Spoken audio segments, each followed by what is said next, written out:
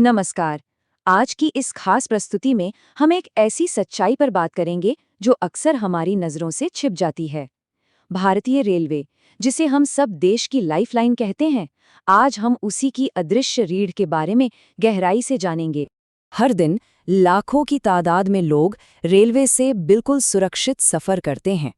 लेकिन क्या कभी सोचा है कि इस सुरक्षित सफ़र के पीछे आखिर कौन है? कुछ ऐसे गुमनाम हीरो हैं जिन्हें शायद ही कोई पहचानता है। ये वो लोग हैं जो पूरी तरह से पर्दे के पीछे ही रह जाते हैं। और इन्हीं गुमनाम हीरोज को हम पॉइंट्समैन कहते हैं। ये वो अदृश्य कर्मचारी हैं जो दिन रात, चाहे भयंकर झुलसाने वाली गर्मी हो, कड़कड़ाती ठंड हो या फिर मूसलाधार बारिश, पटरियों के बीच खड़े रहकर ट्रेनों को सही रास्ता दिखाते हैं ताकि सफर सुरक्षित रहे।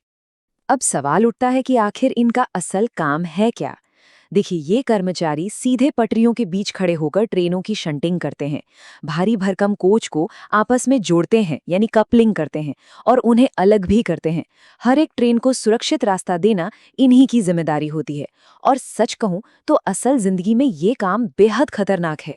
लेकिन आज की सबसे बड़ी और दुखद सच्चाई ये है कि हमारा ये पॉइंट्समैन आज सबसे ज्यादा खतरे में है।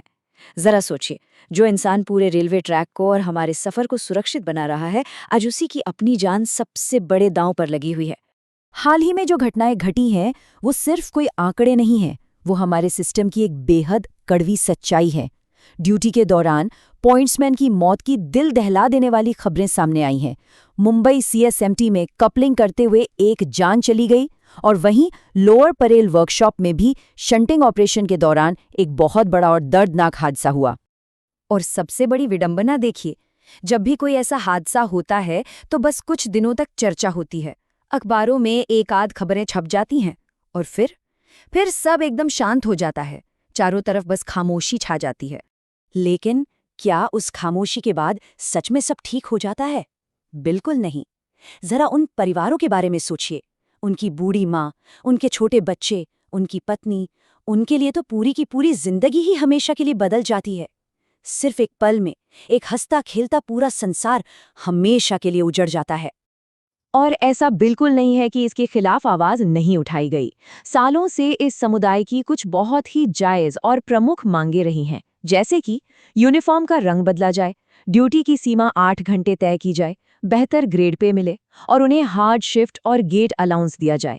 मगर एक बहुत ही दुखद और चुभने वाली सच्चाई है, इन जमीनी कर्मचारियों की आवाज अक्सर उन भारी भरकम सरकारी फाइलों की धूल में ही दबकर रह जाती है। फाइलों में बस एक के बाद एक कागज जुड़ते चले जाते हैं, लेकिन इन तकलीफों का कोई ठोस समाधान कभी निकल कर नहीं आता। और पता है सबसे दर्दनाक बात क्या है? जब भी कोई हादसा होता है तो बिना कुछ सोचे समझे तुरंत सारी की सारी गलती उसी कर्मचारी पर डाल दी जाती है, जबकि जमीनी हकीकत ये है कि शंटिंग और कपलिंग ये दोनों ही रेलवे की सबसे ज्यादा खतरनाक और जोखिम भरी ड्यूटी मानी जाती हैं।